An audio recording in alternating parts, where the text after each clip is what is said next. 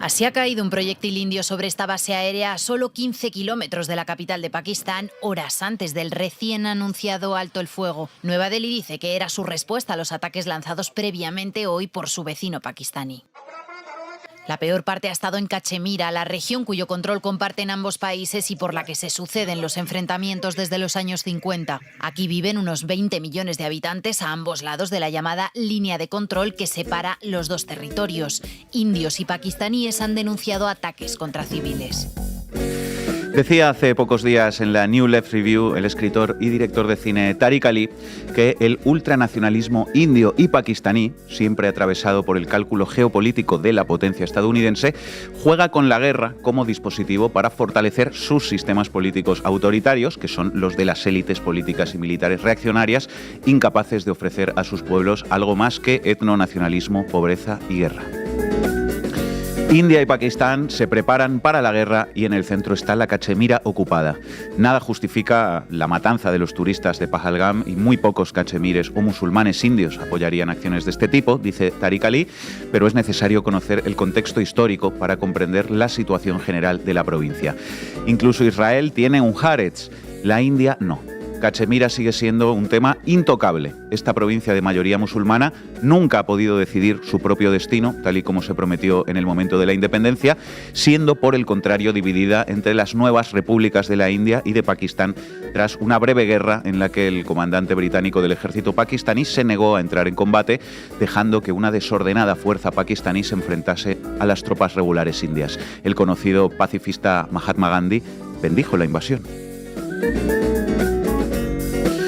Y hasta hoy. Desde entonces, Cachemira ha sido escenario de violaciones de derechos humanos, un estado policial que también han denunciado algunas voces en India.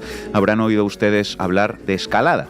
El atentado cometido por un grupo yihadista en la región, del que el gobierno indio ha hecho responsable a Pakistán, ha desatado la violencia. India acusa al gobierno de Islamabad, mientras Pakistán, a través de su jefe del ejército, Asim Munir, lanzaba un incendiario discurso que dejaba claro que el ejército dirige el país. Cachemira será nuestra yugular, dijo.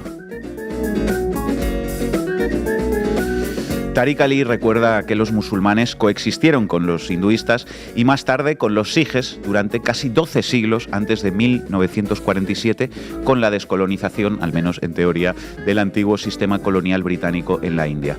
Los antiguos nacionalismos progresistas descolonizadores hace tiempo que desaparecieron. Ahora, en esta reconfiguración acelerada del orden mundial, las viejas heridas coloniales que nunca se cerraron se convierten en conflictos armados en medio de la inestabilidad. Hoy en La Base vamos a adentrarnos en el conflicto entre India y Pakistán. Bienvenidos y bienvenidas. La Base.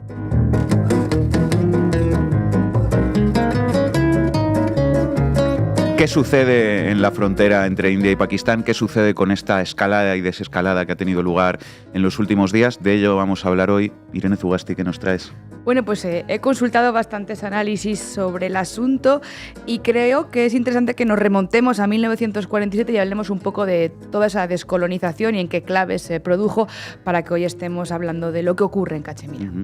No se lo pierdan. Ina Finogénova. Bueno, completaré un poco, creo, la historia que va a contar Irene y también hablaremos un poco sobre las implicaciones geopolíticas en toda esta región, qué actores están en el ajo, a qué intereses responde cada movimiento, veremos.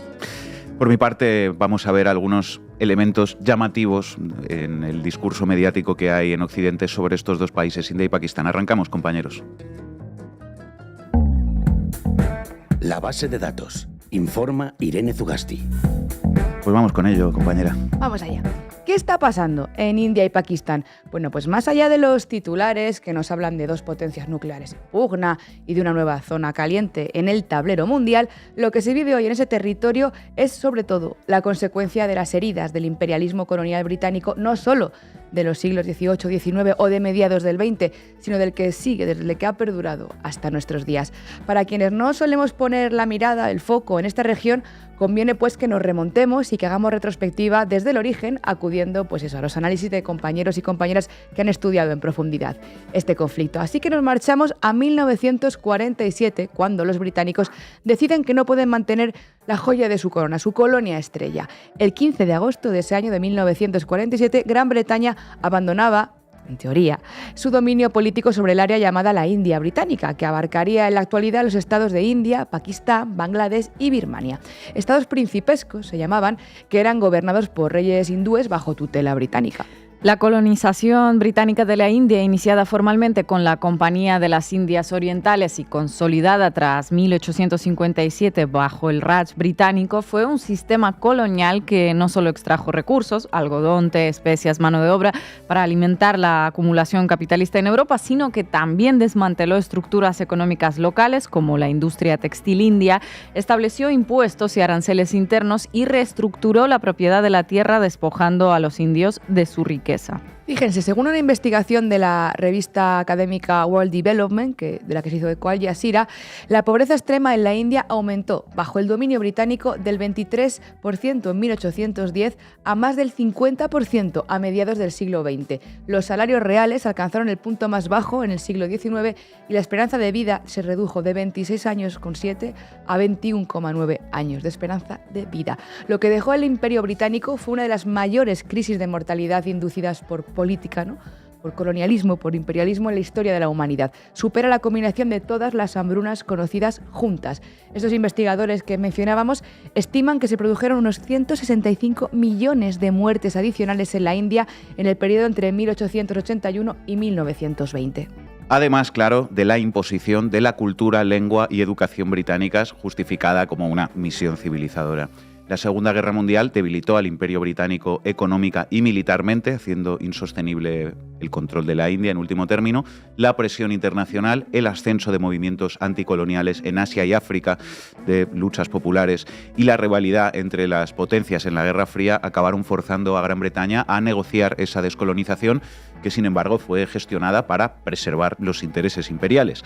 La partición de la India en 1947 dejó un legado de violencia a costa de dividir y debilitar a la región, asegurando su dependencia neocolonial. Cuando la India logró la independencia, el territorio que era parte de ese imperio indio-británico se dividió entre India y Pakistán, sin desdeñar aquí las intensas pugnas que hubo entre diferentes modelos de liberación nacional dentro del territorio, ¿no? Pero esa partición arbitraria tenía como objetivo lo que comentaba Manu, dividir la India británica en dos dominios independientes principalmente.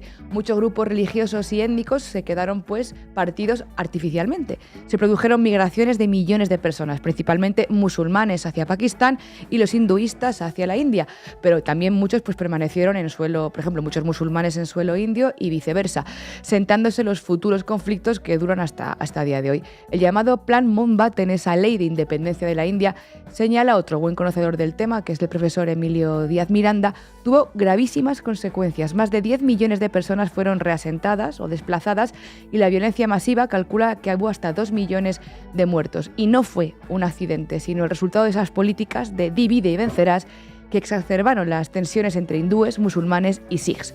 La descolonización formal pondría fin, sí, a la Raj británica, pero no al neocolonialismo. Las élites locales siguieron subordinadas a los intereses británicos. Según el plan de reparto contemplado por el Acta de Independencia, Cachemira podía elegir libremente si ser parte de India o de Pakistán, pero eso nunca ocurrió y el gobernante local, Maharaja Hari Singh, eligió que Cachemira sería India y así estalló la primera guerra que duró 2 años, la primera guerra de muchísimas y hasta hoy. Tariq Ali escribía en las páginas de Diario Red que el casus belli actual es, una vez más, la Cachemira ocupada.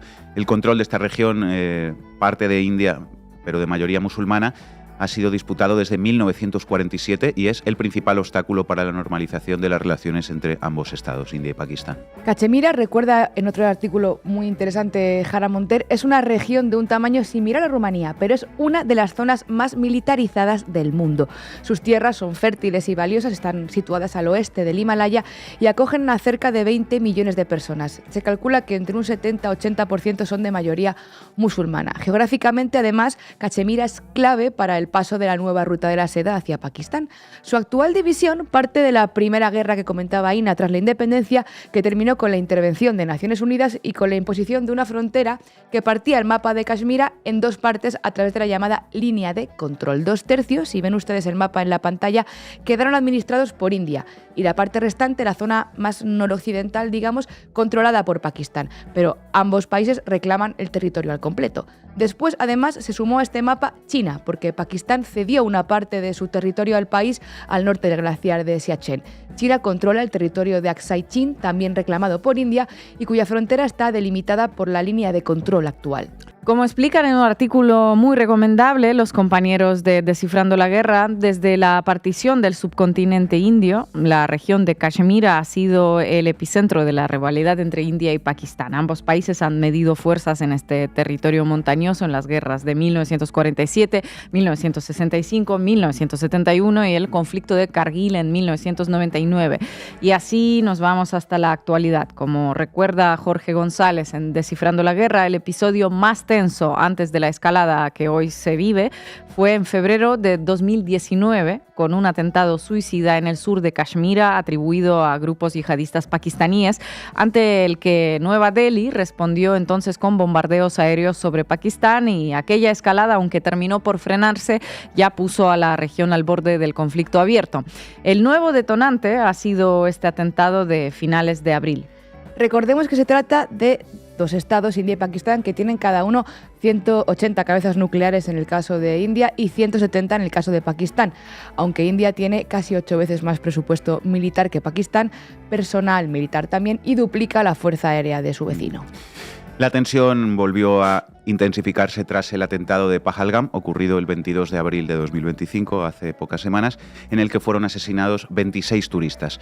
Este atentado ha supuesto una especial afrenta para Narendra Modi, líder de la India, un nacionalista hinduista de ultraderecha que cumple su tercer mandato y que había prometido acabar con el problema en Cachemira, revocando el estatus de autonomía de la región en 2019.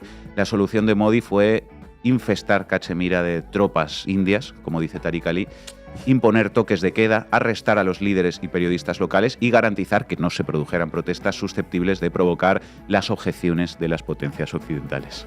Pero el problema está lejos de solucionarse. Las tensiones entre India y Pakistán ya se habían incrementado paulatinamente en los últimos meses, con medidas como, por ejemplo, medidas económicas, diplomáticas o militares, como el cierre del paso fronterizo a Tari-Bagha, la reducción al mínimo del personal diplomático o la suspensión del comercio bilateral entre ambos estados. También, ojo, el despliegue militar en fronteras o la congelación del Tratado de las Aguas del Indo, por parte de Nueva Delhi, por cierto. 182 millones de personas en Pakistán dependen para su subsistencia de esas aguas del río Indo, así que ese gesto no es un movimiento menor. Este último atentado del 22 de abril, que ha sido reivindicado por un grupo insurgente que se llama Resistencia de Cachemira, es, según el gobierno de India, una sucursal de la organización islamista Lashkar-e-Taiba, con sede en Pakistán, que nacieron al calor de la guerra afgano-soviética y que están supuestamente vinculados, según India, con los servicios de inteligencia pakistaníes. Estos atentados se produjeron, por cierto, en paralelo a la visita del vicepresidente de los Estados Unidos, de J.D. Vance, a la India, y con la voluntad declarada abiertamente, por el gobierno de Donald Trump, de profundizar en las relaciones bilaterales con Nueva Delhi y de frenar así el ascenso de China. La respuesta de India a este atentado fue lanzar la Operación Sindur el 7 de mayo y Pakistán respondió con la Operación Buyan. No obstante, India y Pakistán acordaron un alto el fuego inmediato el 10 de mayo de 2025, anunciado inicialmente por Donald Trump y confirmado por autoridades de ambos países. Pero es un alto al fuego frágil, parece que duró poco, está durando poco. Horas después del anuncio, ambos países ya se han acusado mutuamente de violar ese alto al fuego y la región permanece en vilo. De haber una pacificación, pues parece que podría ser de nuevo otro cierre en falso. Como les va a explicar ahora un poquito más en detalle Ina, ya no se puede entender el conflicto indo-pakistaní solo en enclave regional y como cualquier otro conflicto hay que huir de los titulares de brocha gorda. Hoy este conflicto tiene muchas aristas y se enmarca al completo en el contexto internacional, en el ascenso y enfrentamiento entre grandes poderes y en especial en esa rivalidad sino-estadounidense y en el papel que juega India, que recordemos es un país muy poderoso dentro del eje de los BRICS. Así que seguiremos atentas. Gracias, compis. Pakistan has an advanced nuclear weapons program. This was strongly supported indirectly, but supported by the Reagan administration. There are 3 countries that have a nuclear weapons capacity and haven't signed the Non-Proliferation Treaty: Israel, India, and Pakistan. The U.S. has helped all 3 of them develop nuclear weapons. It's doing so right now. Titulares al banquillo. El análisis mediático de Manu Levín. Bueno, empiezo con una preguntilla inocente. ¿Sabéis qué es Sardari? Digo, ¿qué pensáis cuando escucháis ese nombre? ¿Vosotras qué creéis que imaginan la gente cuando escucha Sardari? Bueno, no sé, igual piensan en un aperitivo italiano, Sardari, Campari. Podría ser. Podría ser pues, un delantero del Inter que eliminó al Barça. Podría ser, ¿no? No, Sardari, atención, dato de servicio público, es el presidente de Pakistán y el hecho de que jamás hayáis escuchado su nombre, apuesto a que es así, pues ya nos dice unas cuantas cosas sobre este asunto. Enseguida entenderéis por qué digo esto. Pero vamos por partes. El mundo, India y Pakistán, un duelo nuclear apaciguado ahora por Trump. ABC firma David Alandete, que, como sabemos, jamás reproduce la narrativa de la Casa Blanca. Trump anuncia un alto el fuego entre la India y Pakistán tras semanas de tensión. Según Caroline Leavitt, secretaria de prensa de la Casa Blanca, esta intervención refleja la voluntad de Trump de reducir tensiones globales y promover la paz a través de una diplomacia firme pero negociadora. Euronews, alto el fuego inmediato y total entre India y Pakistán con la mediación de Estados Unidos. Bueno, el primer comentario que cabría hacer hoy, ahí tenemos la imagen, ¿no?, de esta noticia de Euronews, sobre cuál está siendo la narrativa mediática general en Occidente sobre la escalada entre India y Pakistán, tiene que ver con quién aparece como el protagonista de las informaciones: Donald Trump. En esta última pieza de Euronews, de hecho, el rostro elegido para ilustrar la información es el del presidente estadounidense. No aparecen los líderes de India ni de Pakistán. Este último, de hecho, seguramente nadie en esta parte del mundo sabe ni cómo se llama, como decíamos al principio. Aparece Donald Trump y se le adjudica un rol muy concreto y contradictorio a la luz de cómo está el patio últimamente en el planeta, ¿verdad? El de pacificador. Trump, el pacificador. Gracias, señor Naranja, por contribuir a la paz mundial. Tiene sentido informar sobre el papel de Estados Unidos en las negociaciones para la desescalada entre India y Pakistán, y claro que sí, pero es llamativo que con todas las sacudidas que le está dando Trump al orden internacional, la prensa europea siga reproduciendo, quizá por tradición o por inercia, los relatos que propaga la Casa Blanca. En este caso, el de Trump como el hacedor de paz, ya sea en Ucrania o entre India y Pakistán. Trump, hacedor de la paz entre India y Pakistán y en todo conflicto que suceda en el planeta. Este es el relato, a pesar de que los conflictos fronterizos entre estos dos países llevan teniendo lugar con sucesivas escaladas y desescaladas, como estábamos explicando, desde antes de que Donald Trump aprendiera a caminar, ¿no? Pero si uno lee hoy la prensa, parece que hubiera tenido que llegar él para resolver la tensión en Cachemira. Esto se nos dice también a pesar de que el propio vicepresidente Vance había dicho este mismo jueves que lo de India y Pakistán no era asunto de Estados Unidos. Vamos, que hablamos de un conflicto que dura décadas y que el propio gobierno de Estados Unidos dijo que no era asunto suyo, y hablamos de un tipo, Donald Trump, que dice que se quiere quedar con Groenlandia, Panamá, medio Ucrania, limpiar Gaza de palestinos para construir resorts de lujo. Pero el relato mediático nos sigue hablando de un Trump que representa las desescaladas de los conflictos y la paz. Los tics atlantistas, nos tenemos ahí. Los tics. Bueno, os cuento también que hay titulares que hablan del papel de China en todo esto. Por ejemplo, Swiss Info. China reitera oferta para mediar entre India y Pakistán y espera un alto el fuego duradero, lo cual revela este tipo de titulares que hay otro actor también con vocación global aquí, que es China. Hay un nuevo sheriff en la ciudad, que diría Vance. Pero hay algo más que se podría decir, creo yo, sobre el hecho de que Estados Unidos y Donald Trump protagonicen hoy las informaciones sobre la escalada, desescalada entre India y Pakistán, y que el relato sea esto de que Trump dice, chicos, no os peleéis, y es lo siguiente, es que estas dos potencias asiáticas, aunque con matices, porque también juegan a varias bandas y guardan ciertos equilibrios geopolíticos en su región, pero ambas están, de alguna manera, bajo la órbita estadounidense, o como mínimo, digamos que no son enemigas geopolíticas del bloque occidental, y esto me lleva a lo segundo que quería comentar hoy sobre la cobertura mediática de todo esto, porque esa circunstancia, que India y Pakistán no sean a priori enemigos geopolíticos de la OTAN, marca por completo el discurso mediático sobre ellos, a todos los niveles, empezando por el hecho de que prácticamente recuperando la reflexión inicial, no suele haber contenidos en los grandes medios en Europa, por ejemplo, sobre lo que allí sucede. En India, por ejemplo, a pesar de ser el país más poblado de la Tierra, y en Pakistán, pues todavía menos. Decíamos antes que si preguntáramos ahora mismo por la calle, seguramente nadie sabría decir cómo se llama el presidente o el primer ministro de Pakistán, que también está entre los 5 países más poblados del mundo, por cierto. Significativo, creo yo. Si te informan cada vez que arde una papelera en cualquier ciudad de Venezuela, pero jamás escuchas una palabra en los medios sobre lo que pasa en países como India o Pakistán y no sabes ni cómo se llama su presidente, pues ahí hay algo, ¿verdad? Y ya después, si compruebas que en la prensa europea jamás se habla, por ejemplo, del régimen pakistaní o del régimen indio, sino que se usa un respetuoso el gobierno indio o el gobierno pakistaní, pues ya vas uniendo la línea de puntos, ¿no? Europa Press, el gobierno de India, solicita a X que bloquee más de 8.000 cuentas en el país. ABC, el gobierno de Pakistán, se atribuye múltiples ataques contra la India en medio de crecientes tensiones. El gobierno de Pakistán, un lenguaje equilibrado y cordial para calificar a ese gobierno que llama la atención si se compara con el que se le aplica a Irán, por ejemplo. Hay muchas diferencias entre Irán y Pakistán en lo que toca, por ejemplo, al fundamentalismo religioso. La respuesta es que no, ambos establecen el Islam como la religión oficial del Estado. Pero, ¿dónde sí hay una diferencia clave entre ambos estados? Bueno, en su posicionamiento geopolítico. En el caso de Pakistán, al menos en el que vino manteniendo en las últimas décadas, aunque ojo porque esto puede evolucionar, luego les cuento. Efectivamente, ahora diremos algo también al respecto, pero la diferencia de discurso mediático en Occidente sobre dos países como Pakistán e Irán es absolutamente evidente.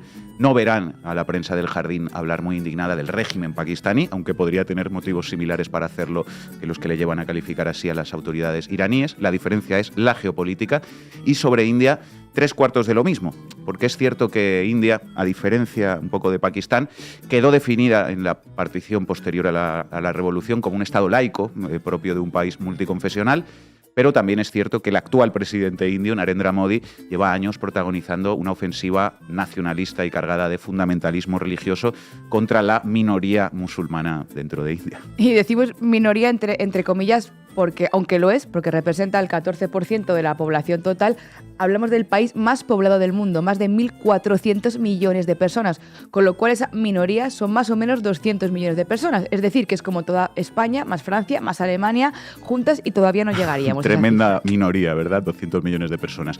Pero el discurso mediático en Europa sobre la figura de Modi y sobre su proyecto supremacista y protofascista, pues no pasa de los típicos eufemismos que emplea la prensa sobre nuestros hijos de puta. France 24, India, Modi inaugura polémico templo visto como un triunfo del nacionalismo hindú. El periódico La India aplica su polémica ley antimusulmana en vísperas de las elecciones. CNN, Narendra Modi, el popular y controvertido líder indio que busca un tercer mandato. El País, Modi, el controvertido líder nacionalista de una India en auge. El primer ministro indio exhibe logros económicos y geopolíticos sobre los que planea la oscura sombra del deterioro democrático y la confrontación sectaria. Popular, controvertido, polémico, líder nacionalista, la sombra del deterioro democrático. Suavecita la prensa atlantista sobre Narendra Modi. Igualito que el lenguaje que sin duda le aplicarían a un líder así si tuviera un posicionamiento político y geopolítico diferente. Verdad que sí. Igualito, volviendo al tema concreto de esta escalada militar que se ha vivido en los últimos días, igualito que el discurso mediático que encontramos frecuentemente sobre las capacidades militares de otros países posicionados de forma diferente en el tablero internacional. Porque resulta que cada vez que suceden escaramuzas como estas en Cachemira y en la frontera India-Pakistán, saltan a la prensa de repente informaciones sobre los arsenales convencionales y nucleares de ambas potencias asiáticas. Informaciones como estas: 20 minutos, así son los arsenales atómicos de Pakistán e India. Una guerra nuclear entre ellos mataría a 20 millones de personas en una semana. Antena 3, así son las potentes armas nucleares entre India o Pakistán que han hecho temblar al mundo. Infobae, tensión en Cachemira. Así es el arsenal nuclear de India y Pakistán. 20 minutos. India y Pakistán tienen más de 300 bombas nucleares. Así son las armas que podrían desatar una catástrofe. El Español, así son las armas nucleares más potentes de India y Pakistán. Misiles balísticos con ojivas atómicas de hasta 1000 kilos. los arsenales nucleares que matarían a 20 millones de personas en una semana. Pues qué curioso, no recuerdo yo haber visto jamás que en la televisión nos hablen de los peligros para la humanidad que representan los arsenales nucleares de India o de Pakistán, por lo que sea. Por lo que sea, ¿no? Que las 300 cabezas nucleares indias y pakistaníes no suponen ningún problema, solo se habla de ello cuando se llega al borde de una guerra total entre ambos países. Eso sí, si en Corea del Norte sacan en un desfile cualquier misil, pues te lo ponen hasta en la información deportiva y llama la atención, sobre todo, insistimos, la comparación con Irán, porque creo que es una evidencia que existe en Europa un discurso mediático de preocupación, de alarma y de demonización de las capacidades nucleares iraníes que no existe, ni muchísimo menos, sobre los arsenales atómicos que están en manos de Modi o de Zardari. Eso sí, si Pakistán continúa acercándose a China, hoy muchas informaciones nos hablan de los recursos militares comprados por Islamabad a Pekín, el relato mediático sobre Pakistán y sus capacidades militares evolucionará y entonces sí, sus armas nucleares pasarán a ser un peligro para la humanidad. Se admiten apuestas. Muchas gracias, Manu. And there the situation has existed since 1948. From time to time, there is a rebellion in Kashmir. The people rise up and demand change. The Indians have been able to control it largely, if not exclusively, through military force. The army has occupied it. Terrible atrocities have been carried out in Kashmir, and Kashmiris feel that they are an occupied country and pray and hope that one day this occupation will end. Ina Finogénova, vamos con ello. Vamos, compañeros. ¿A qué me invitan? El análisis internacional de Ina Afinogénova. Un país que es un continente habitado por 1.438 millones de personas, con 705 grupos étnicos reconocidos y otros más sin reconocer, 6 religiones principales y una infinidad de variaciones secundarias, 447 lenguas, 22 de ellas reconocidas oficialmente, 4 castas principales, 3.000 castas secundarias y 25.000 subcastas. Son algunas de las coordenadas que explican ese mosaico multicolor que es la India. Pakistán es algo más sencillo, el Islam como religión predominante, 6 etnias principales y 247 millones de habitantes. Entre estos dos países, un conflicto que afecta a más del 20% de la población mundial con armas nucleares de por medio. ¿De dónde viene este conflicto? ¿A dónde tenemos que remontarnos en la historia para encontrar su origen? Cuando las palabras problema y colonialismo aparecen juntas, un axioma informal de la geopolítica afirma que hay que dirigir la mirada a Londres, a la pérfida Albión, según la expresión popularizada por Napoleón Bonaparte.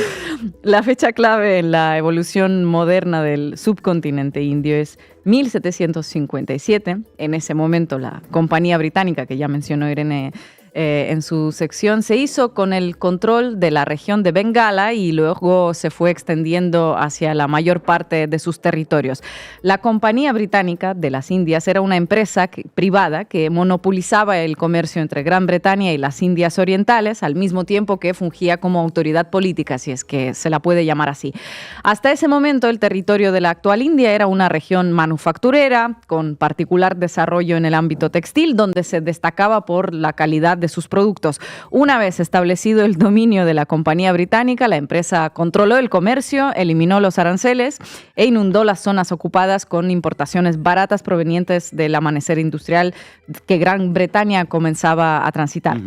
Cualquier parecido con algún otro caso en esta ocasión no es ninguna casualidad. La segunda fecha clave llega 100 años después. En 1857, la rebelión de los cipayos puso en jaque el dominio de la compañía sobre partes del territorio. Un año después, Gran Bretaña rediseñó la administración que pasó a manos de la corona y creó lo que reconocemos como el Raj británico, la administración colonial de la India. Durante ese periodo disminuyó, como les contábamos, el nivel de vida, se incrementó la pobreza, se desataron hambrunas y la esperanza de vida cayó a los 21 años. El historiador y geógrafo Mike Davis, estadounidense, realizó un estudio sobre esa etapa al que elocuentemente tituló Los holocaustos de la era victoriana tardía. Otros historiadores calcularon que en ese periodo, el de 1880 a 1920, entre 50 y 160 millones de personas fallecieron tempranamente debido a esa combinación entre factores climáticos, la ruptura de sus condiciones de vida a manos de la ocupación colonial. Claro, durante aquellos años el Raj británico comprendía el territorio que actualmente ocupan India, Pakistán, Bangladesh y Birmania. La tercera fecha clave llega en 1947, año en que finaliza la ocupación colonial y el territorio fue dividido, como contaba Irene, por los británicos en dos países. Por un lado, la India, con mayoría de población hindú, y por el otro, Pakistán, que ocupaba los mismos territorios que ocupa actualmente y también los que en la actualidad pertenecen a Bangladesh. En esa configuración, Pakistán era un país dividido en dos territorios separados por nada menos que 1.800 kilómetros en el medio. Con semejante método de división, ¿cuál fue la suerte corrida por este país con dos territorios? Bueno, en 1971, Pakistán Occidental lanzó una operación militar contra el movimiento de autodeterminación de Bengala. India intervino apoyando a la parte oriental, actual Bangladesh, intentando sacar provecho de la división de su vecino.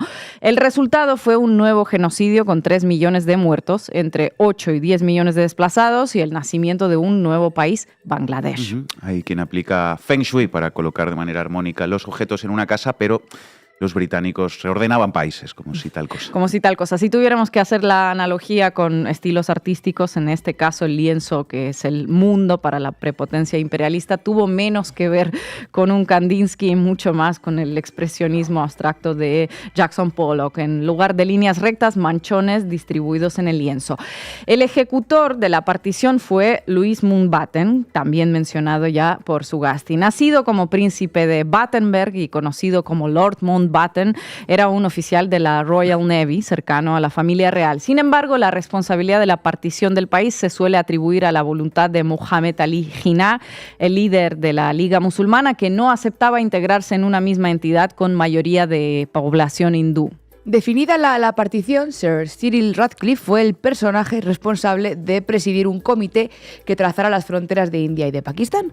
La consigna era que hindúes y sikhs quedaran de un lado y los musulmanes quedaran de otro.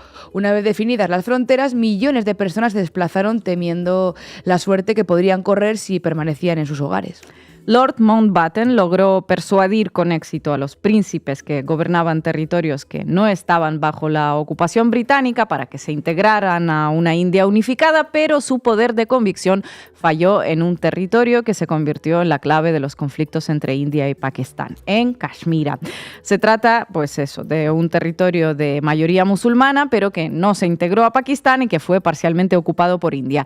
El control de la Kashmir actual está dividido entre Pakistán, India y China, que también tiene reclamaciones sobre esa región. Ahora, ¿qué implicaciones geopolíticas tiene este conflicto en la actualidad? La guerra entre Rusia y Ucrania tiene una configuración relativamente clara. Todos sabemos quiénes están de un lado, quiénes están del otro, y lo más parecido a un gris son aquellos que asumen posiciones neutrales. Es una guerra que, por así decirlo, se puede explicar con la física clásica. Pero para explicar las derivaciones geopolíticas del conflicto entre Pakistán e India, necesitaríamos tirar de los instrumentos de la física no lineal. Se trata de un conflicto donde rige el efecto mariposa. ¿El aleteo de las alas de una mariposa en Brasil pueden provocar un tornado en Texas? Pues en el sur de Asia la respuesta es afirmativa, sí. ¿Pero por qué? Bueno, intentemos entenderlo un poco. Pakistán fue aliado de Estados Unidos en la guerra proxy que mantuvo con la Unión Soviética por el control de Afganistán. Funcionaba como un santuario de retaguardia para los Freedom Fighters, mujahidines patrocinados por Washington, que unos años después se les salieron de control. Otra historia. Para Estados Unidos, el apoyo a Pakistán cumplía también otra función. Apoyando al más débil, establecía un equilibrio de poder frente a India en el sur de Asia. En los últimos años, paralelamente con su ascenso, otra potencia fue incrementando su presencia en Pakistán y esa es China. Exacto, y por varios motivos. En primer lugar, como ya mencionamos, China comparte reclamaciones territoriales por Cachemira, así que en esta disputa se junta a Pakistán como contraparte a la India. En segundo lugar, como buena potencia global, está construyendo su propio equilibrio de poder en la zona, de nuevo frente a otra potencia que es la India. Y en tercer lugar, Pekín trazó allí lo que se conoce como Corredor Económico China-Pakistán, que puede considerarse una parte de la iniciativa de la Ruta y la Seda.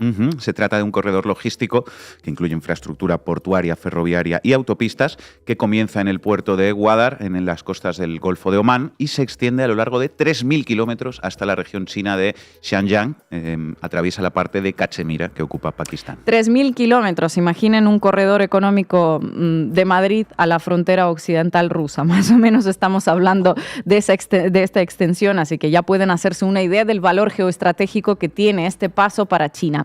Le permite hacer un bypass al estrecho de Malaca, el paso marítimo más transitado del mundo, el epicentro del comercio mundial de la República Popular China, controlado, nada coincidentemente, por las fuerzas navales de Estados Unidos.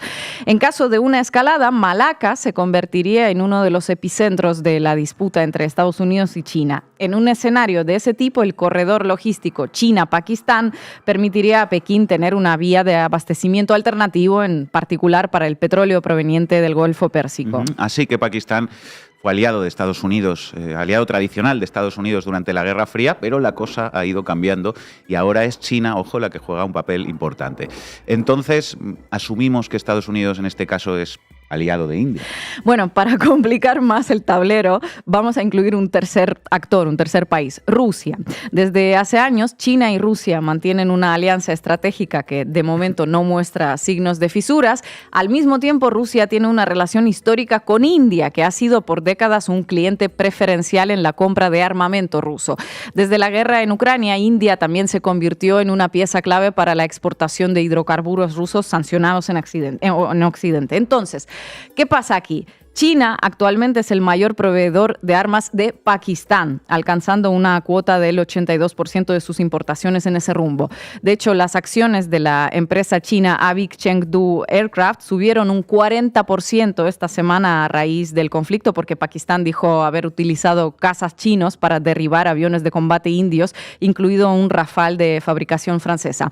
El negocio de la guerra bien ilustrado en este grafiquito de Financial Times. Y al mismo tiempo, como dijiste, Rusia, el aliado estratégico de China, abastece de armas a la India. Es decir, tenemos una situación en la que dos enemigos históricos, India y Pakistán, se enfrentan utilizando las armas que les venden dos socios actuales, que son Rusia y China. Además, los tres países, China, India y Rusia, son los tres principales actores de los BRICS, el bloque de países del sur global que desafían la hegemonía occidental. Los analistas de geopolítica que podríamos apodar, no sé, como BRICS optimistas, tienden a sobrevalorar a nuestro juicio la solidez del bloque y el compromiso que tendrían sus integrantes.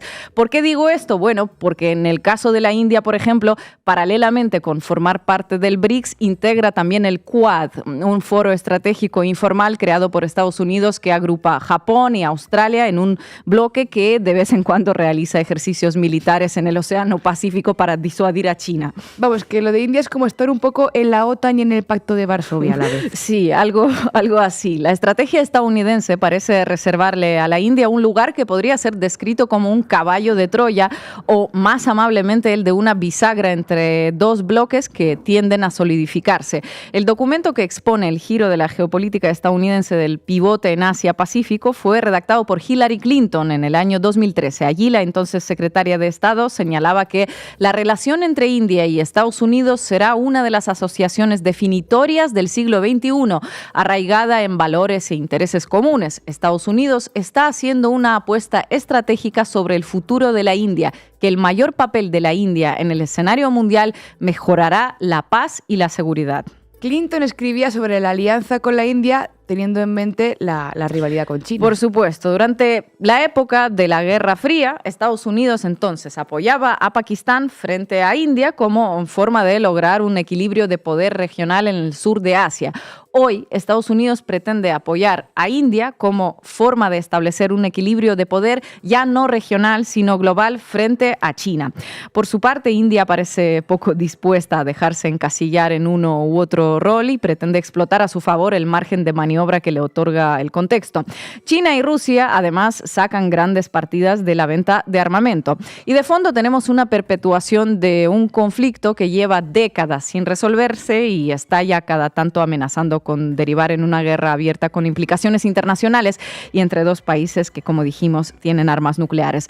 La pregunta no es quién y cómo puede resolver ese conflicto. La pregunta es a quién le conviene que esto no se resuelva nunca. Como ven, los actores son múltiples, las alianzas son inesperadas, pero dentro de este caos, cada uno logra sacar lo suyo, que viene a ser lo mismo de siempre, igual que en los tiempos del colonialismo británico. Ganancias y poder. Gracias, compañeros.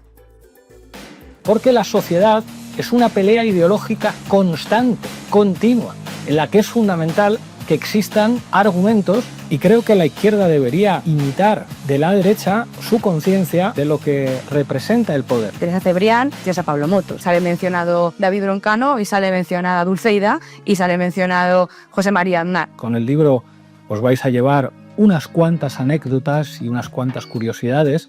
Creo que vais a encontrar material muy valioso para entender cómo funciona la ideología.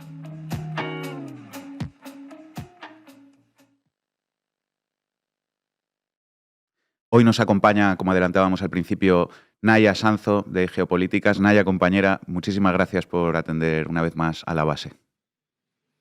Buenas tardes, gracias a vosotros. Esta vez hablamos no de una guerra, sino de una situación que podía haber derivado en una guerra, pero que de momento no lo ha hecho. Efectivamente.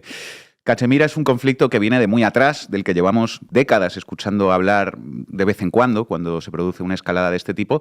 Se han producido ya varias guerras y focos de violencia en torno a ese conflicto. Pero ¿qué tiene de especial el último ataque para que se haya llegado casi al borde de la guerra? Bueno, el último ataque se puede comparar con lo que ocurrió en 2019, un ataque muy importante de grupos similares de Jaish-e-Mohammed a un convoy militar indio que dejó más de unos 40 soldados indios muertos y que causó, por un lado, una serie de cambios constitucionales en India y una contrainsurgencia por parte de India con el aumento de la militarización, aumento más allá todavía de la militarización de la parte de Cachemira controlada por India.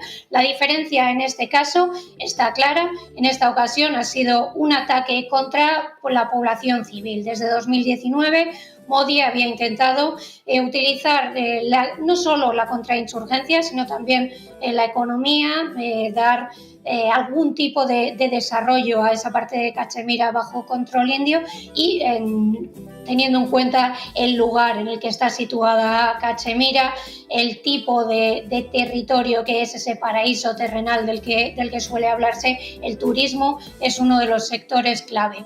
El ataque del pasado mes se produce contra un objetivo claramente civil en el que los insurgentes, los atacantes, seleccionan claramente a la población hindú, la oportunidad a esos hombres, se va buscando hombres, no mujeres y niños, de recitar unos versos del Corán para determinar cuáles son musulmanes y cuáles hindúes. Los musulmanes no reciben ningún castigo, los hindúes son asesinados a bocajarro y a sangre fría. La diferencia en este caso es clara, es contra la población civil y de ahí también que la reacción de India haya sido diferente. En 2019 hubo una serie de ataques, no solo en la parte de Cachemira controlada por Pakistán, sino también en la parte de Pakistán según las fronteras marcadas por el Imperio Británico. Pero en esa ocasión fueron solo ataques a bases de este tipo de grupos, Lashkar-e-Taiba, Jaish-e-Mohammed. En este caso, la reacción india empezó de la misma manera, pero en el último fin de semana hemos visto ya ataques contra bases militares, especialmente de la aviación, es lo que más se han atacado mutuamente India y Pakistán, en bases militares ya sí del ejército pakistaní, no solo objetivos terroristas, que es lo que dijo India en un primer momento, esa reacción de la que hablaban como quirúrgica y que no buscaba la escalada. La escalada se produce este último fin de semana con ese ataque de India a bases militares de Pakistán y la respuesta pakistaní también con misiles. Hasta entonces había sido solo artillería a lo largo de la línea de control.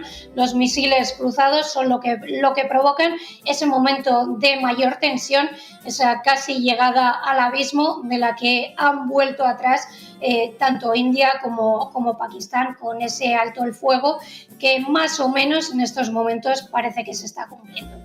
Irene. Y Naya, ¿por qué crees tú que este conflicto se ha perpetuado? ¿Hay interés en mantener sine die el mismo status quo en Cachemira? Bueno, el conflicto, como bien decíais, viene no de hace siglos, como dice Donald Trump, sino desde el año 47. En ese momento se consolida lo que va a ser la línea de control, que finalmente los dos países aceptan como frontera de facto después de la guerra de liberación de Bangladesh. En 1947 lo que ocurre es una infiltración por parte de grupos tribales de Pakistán ante una revuelta contraria al Maharaja Hari Singh, que Pakistán aprovecha para intentar capturar la parte más importante de Cachemira, que es el valle de Cachemira, especialmente la ciudad de Srinagar. En ese momento el Maharaja pide ayuda a India y con el mecanismo de adhesión esa parte de Cachemira queda de forma ya definitiva como parte de India.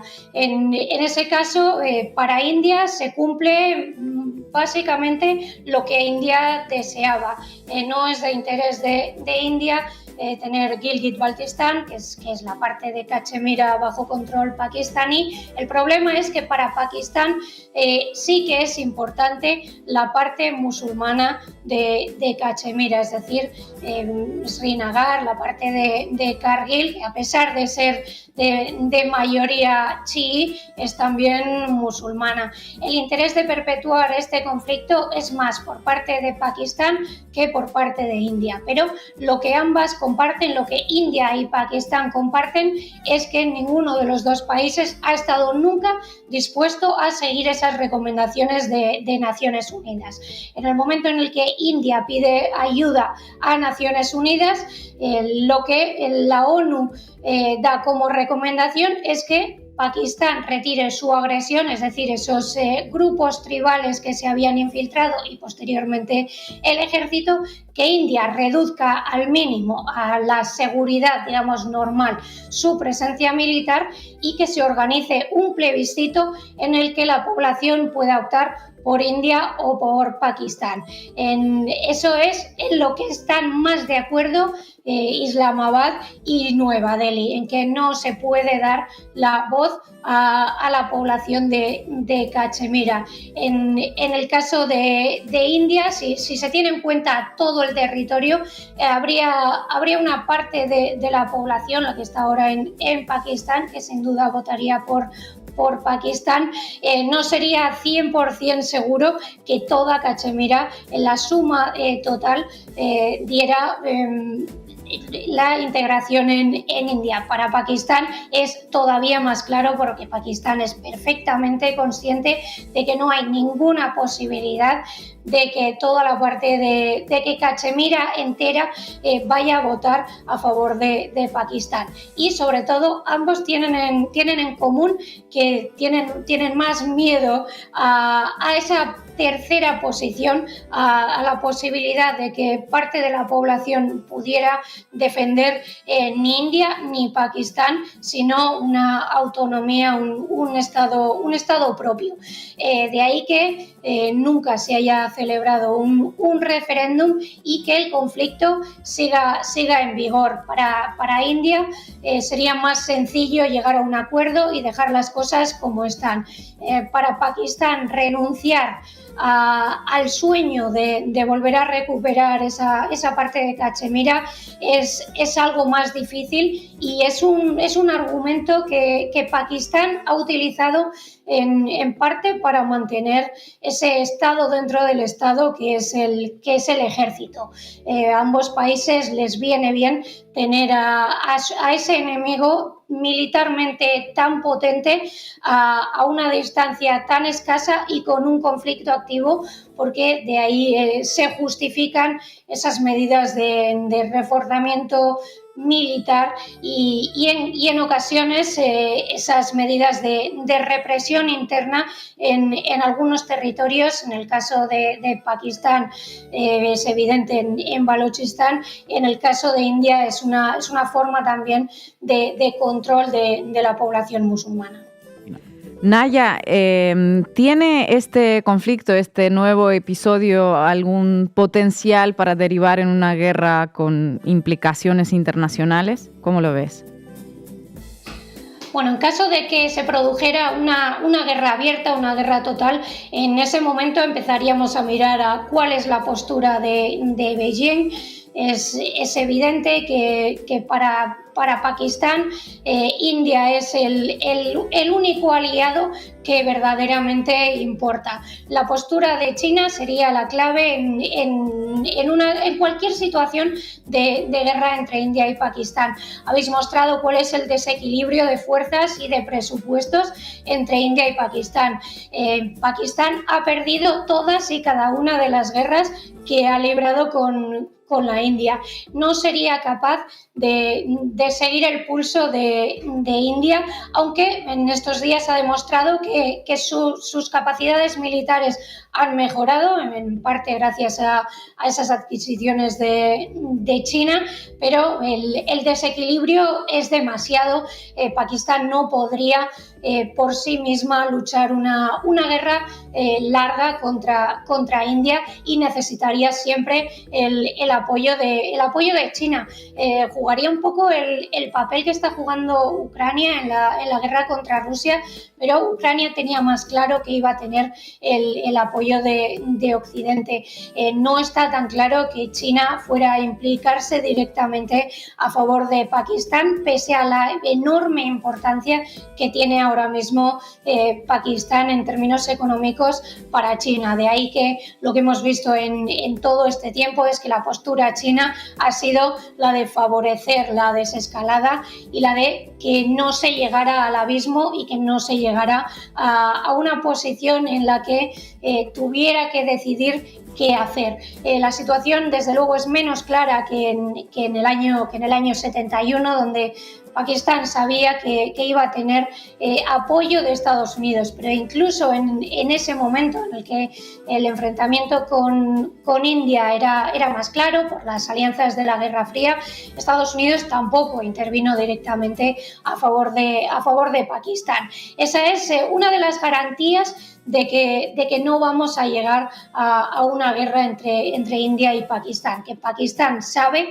que en términos militares no puede librar una guerra contra India y que en términos económicos su economía no podría soportar una guerra larga sin un apoyo muy explícito de su principal aliado, que no está por la labor de ver otra guerra en sus alrededores y que es más partidario de la desescalada y de la vuelta al status quo anterior al 22 de abril.